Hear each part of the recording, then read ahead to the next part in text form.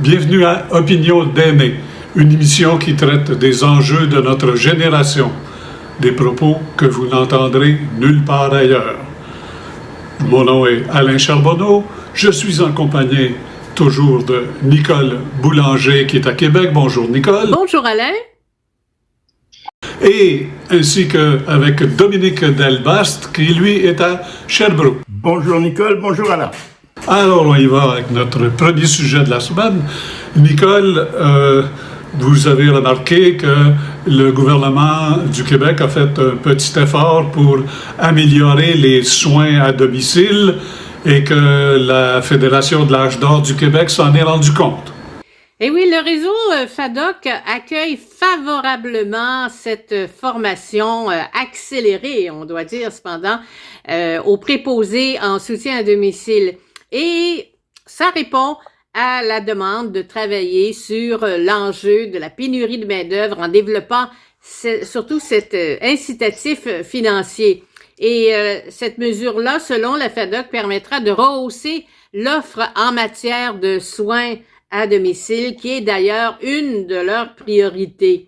Il y a aussi cette nécessité qui est importante parce qu'il y aura un virage et il y aura de plus en plus de monde qui auront besoin de ces soins.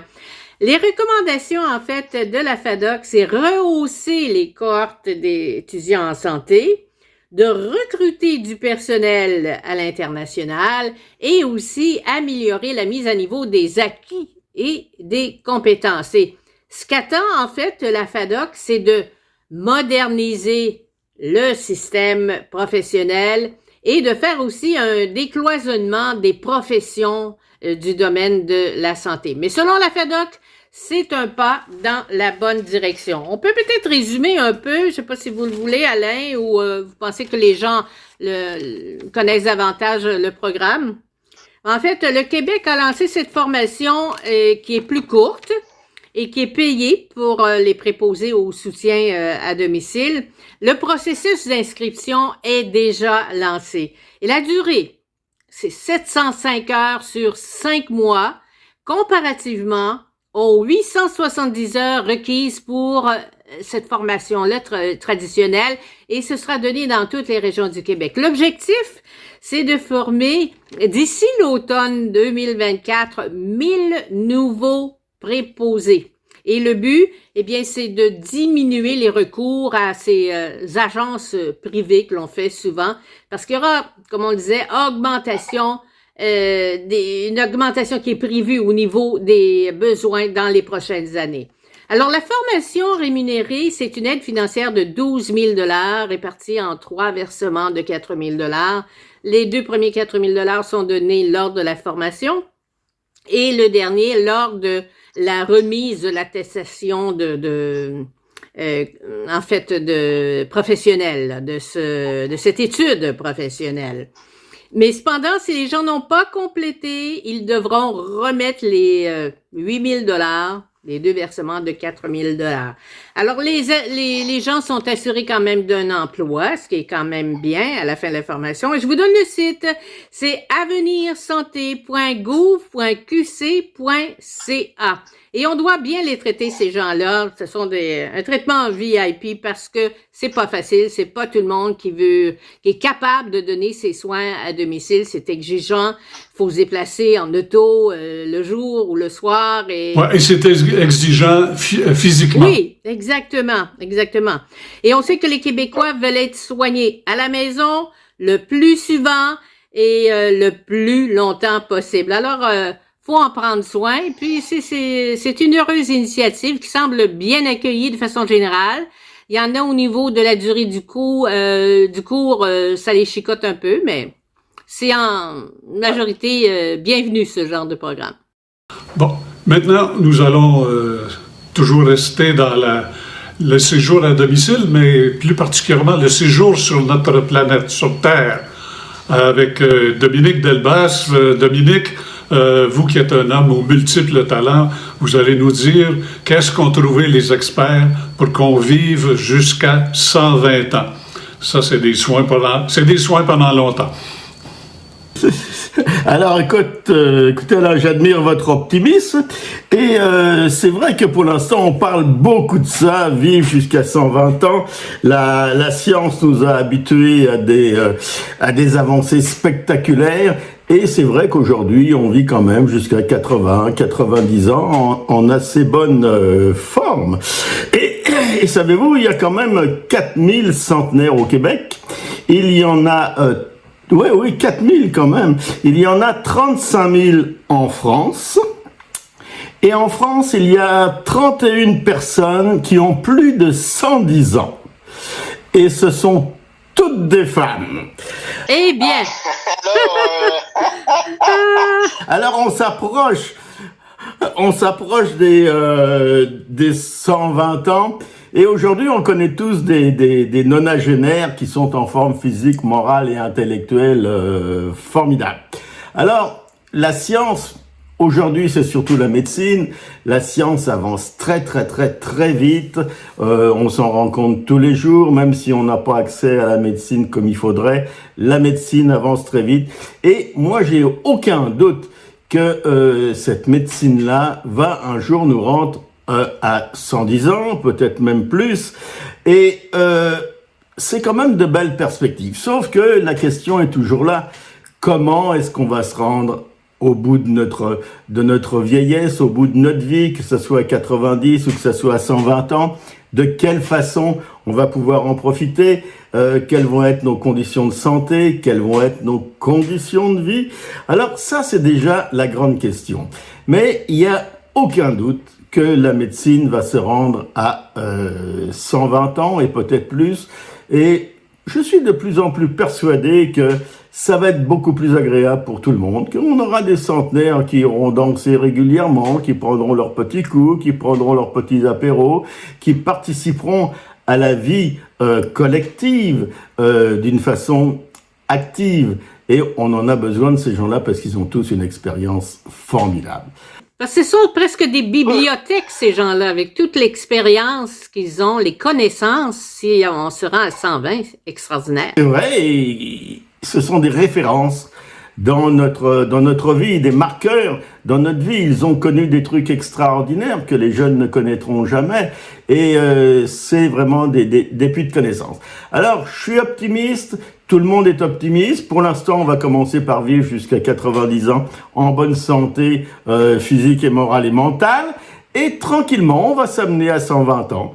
Et bravo pour ceux qui s'y rendront. Et on va souhaiter tout ça à nos téléspectateurs et téléspectatrices parce que les téléspectatrices sont plus en avance que les téléspectateurs. J'ai lu quelque part on avait développé, mis au point une petite pilule qui fait que vous n'avez plus besoin de faire d'exercice.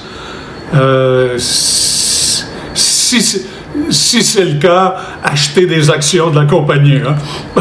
Parce que c'est encore meilleur que le Viagra. Bon, en parlant de faire des placements, je vais vous parler maintenant d'un grand mot, là, la littératie financière. C'est-à-dire la capacité de comprendre comment fonctionne l'économie et surtout les finances privées, nos propres finances personnelles. Alors, je devrais plutôt avoir comme titre que la retraite des milléniaux ne sera pas de la tarte. Bon, les milléniaux, c'est ceux qui ont maintenant 40, 50 ans, là. Selon un sondage pan-canadien fait par la banque BMO, les milléniaux s'attendent, pour avoir leur retraite, s'attendent à avoir besoin de 2 100 000 $ pour avoir une retraite relativement confortable.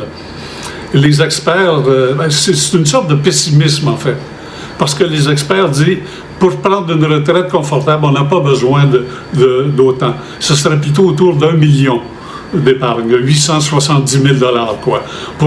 Tout ça pour une rente d'à peu près 70 000 $ par année qui serait indexée.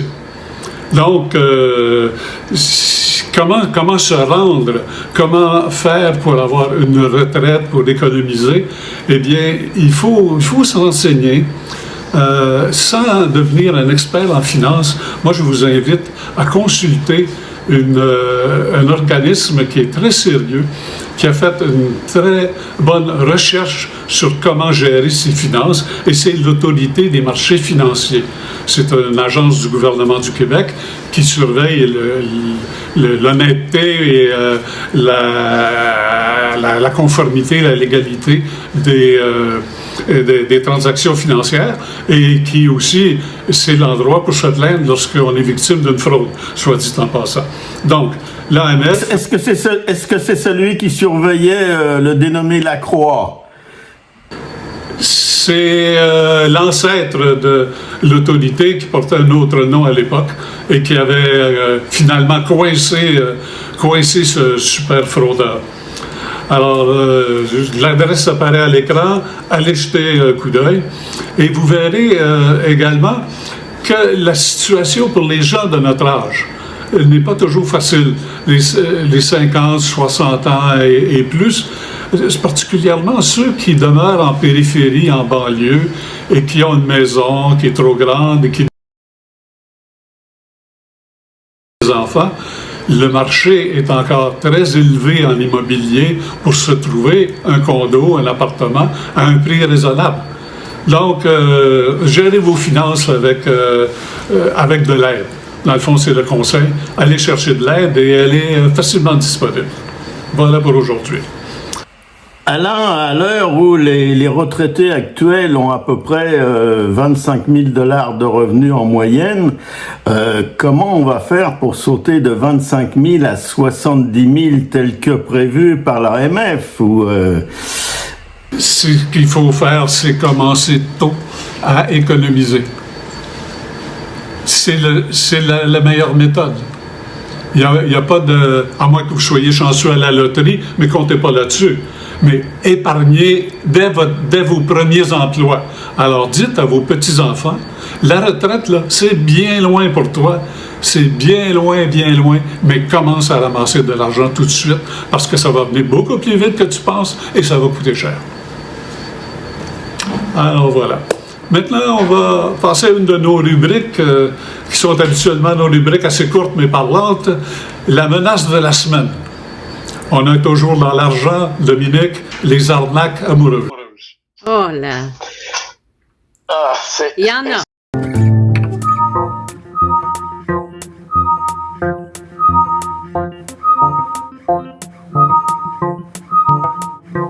Chaque jour, je t'écris, tu me réponds, je t'écris, tu me réponds, et puis on est pris là-dedans. C'est comme avoir soif et boire. Il y en a beaucoup, et c'est vrai que depuis quelque temps, on parle des arnaques sur Internet, des arnaques au téléphone, des arnaques de carte de crédit, et il y a des gens qui se spécialisent dans les arnaques, mais il y a un type d'arnaque qui est encore plus décevant parce que ça touche les gens personnellement dans leur estime de soi. Ce sont les arnaques amoureuses. Alors, les arnaques amoureuses, ça a commencé évidemment avec Internet haute vitesse et c'est venu de pays comme le Nigeria ou la Côte d'Ivoire qui, pour le Québec, le Canada, sont des pays francophones. Alors évidemment, ces gens-là s'adressent directement aux Québécois et aux Québécoises et ils s'adressent aux gens qui sont démunis côté amour, côté affectif. Alors, on se rencontre sur Facebook, sur ceci, sur cela, sur toutes les plateformes. Et tout d'un coup, bien, il y a quelqu'un qui devient amoureux de vous, une jolie femme en général, qui a la quarantaine, une enfant, et qui cherche l'amour désespérément.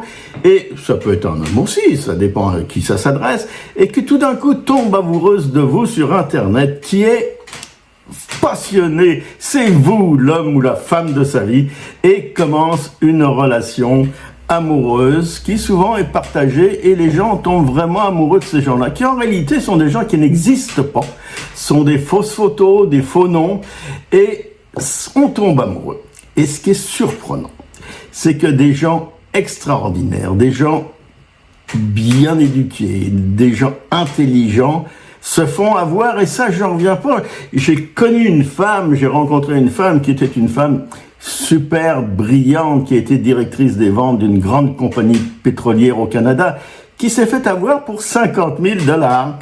Alors, la fraude commence avec, bon, on est amoureux, évidemment, on veut se rencontrer, hein, l'amour, c'est l'amour.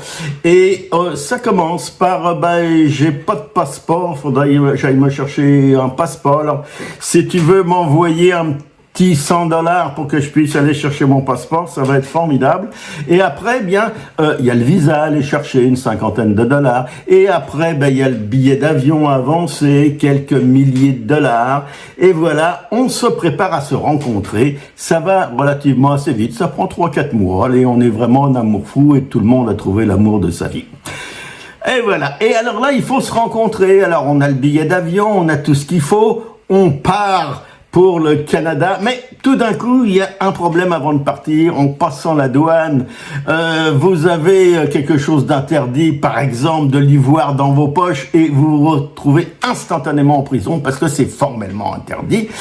Et là, comment on se débrouille? Alors on appelle, allô chérie, allô mon amour, je suis en route vers toi, mais j'ai été emprisonné parce que j'avais une petite quantité d'ivoire. Il faut que je sorte de prison. Si tu peux m'envoyer 7 ou 8 000 $, je vais sortir de prison et je vais prendre mon avion pour venir te voir. Parce qu'il y a toujours l'urgence de la rencontre. Et là, il sort de prison, évidemment. Mais là, il y a comme un procès qui s'en vient. Ça prend un avocat, alors ça prend encore des sous. Et finalement, ces arnaques amoureuses vont, en moyenne, coûtent 50 000 $ aux gens qui se font avoir. Ça peut être des hommes, ça peut être des femmes, et il y en a beaucoup. L'année passée au Canada, il y a eu 1928 plaintes pour arnaques amoureuses, et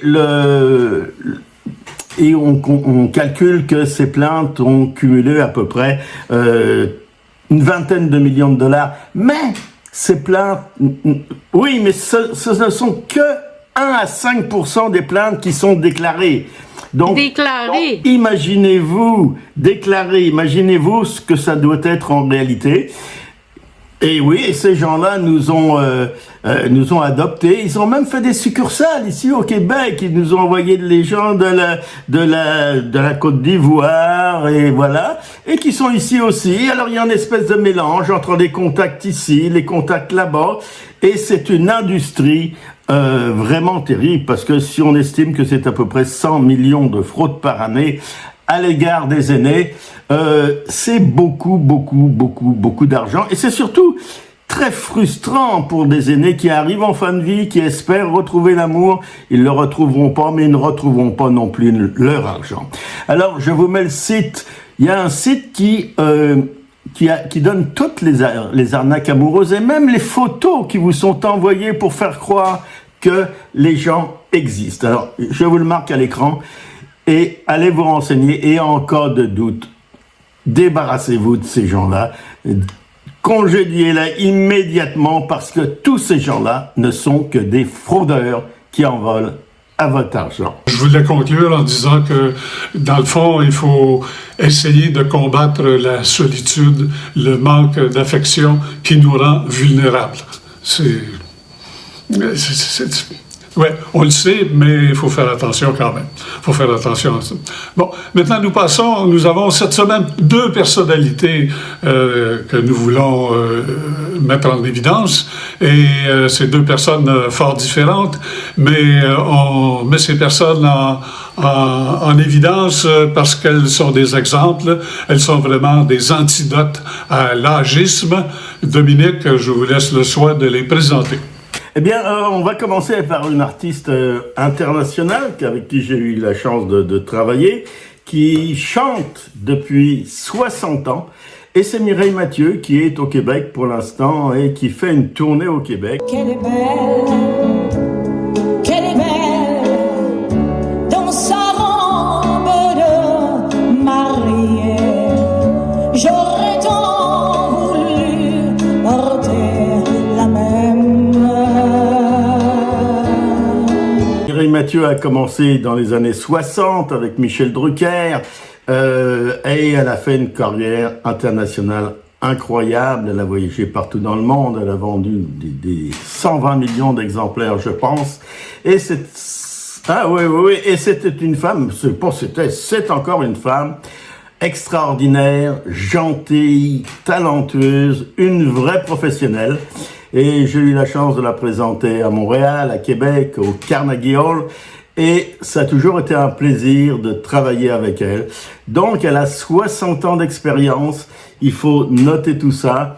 Elle a eu un impresario exceptionnel qui s'appelait Johnny Stark, qui était l'équivalent de René Angelil, si vous voulez, et qui l'a amené au zénith partout dans le monde.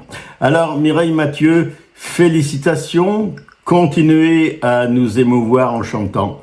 Et comme vous avez 77 ans, vous pouvez plus lire Tintin, vous avez plus le droit. Bonne vie à Mireille Mathieu. Donc, non, pas prétentieuse du tout, à ce qui nous semble. Et vous l'avez rencontrée, comme vous dites, Dominique.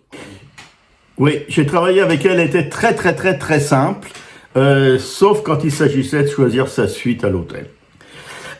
C'était toujours la plus belle et la plus chère. Caprice de star. Oui, il en faut.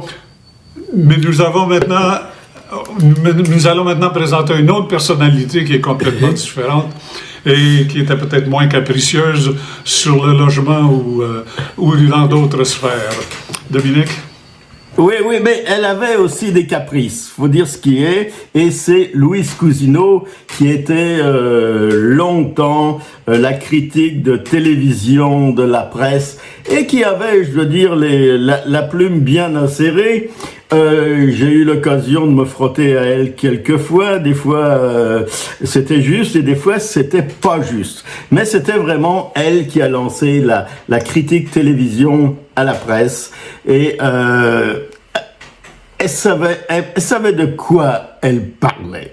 Mais elle était capricieuse et je vous donne un petit exemple de ce caprice, même si tout le monde l'aimait beaucoup. Une fois, je faisais une émission Michel Jasmin et j'avais Julien Clerc comme invité chanteur. Et pendant la répétition, l'après-midi, elle m'appelle et elle m'a dit « Dominique, est-ce que vous feriez chanter à Julien Clerc ma préférence et une autre chanson ?»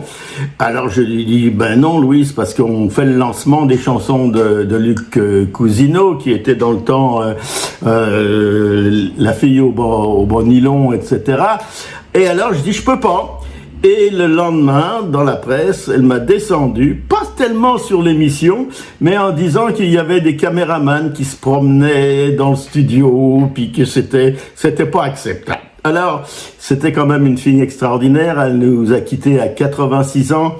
Elle a été très active et très présente dans le milieu de la télévision et dans le milieu du journalisme. Alors, on vous salue, Madame Cousineau. Merci, Dominique. Maintenant, nous allons conclure avec la question de la... Oui, est-ce qu'on en... Maintenant, nous allons conclure avec la question de la semaine. C'est à vous, Nicole.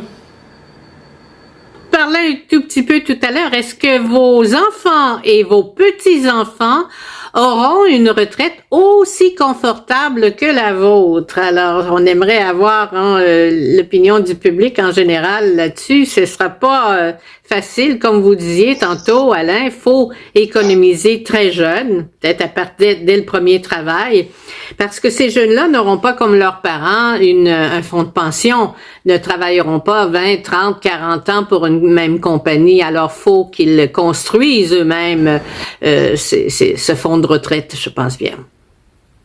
Merci, Nicole. Merci, Dominique.